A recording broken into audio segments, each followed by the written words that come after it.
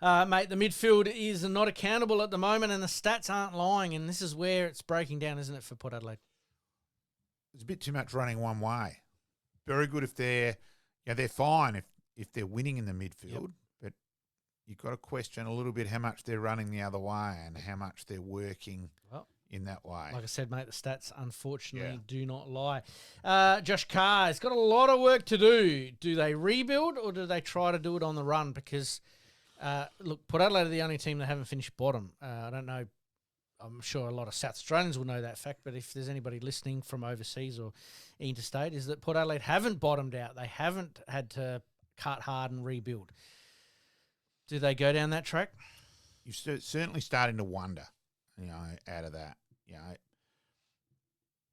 Radicalier and, in defence. Zirk Thatcher. Yeah, he's been injured, but again... He's not an A-grader. No, I don't think, and Aliir, yes, is an interceptor, but he's not great defensively. Yep.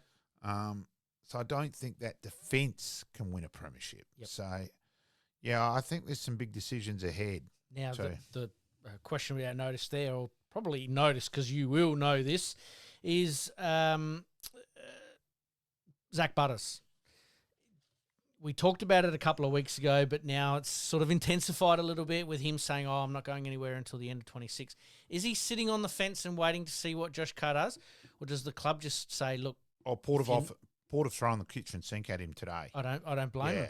Yeah, so they've offered him a 2-year deal to 28, and they've also offered him effectively an 8-year deal right through to 2034. Right. So they've thrown the kitchen sink at him today.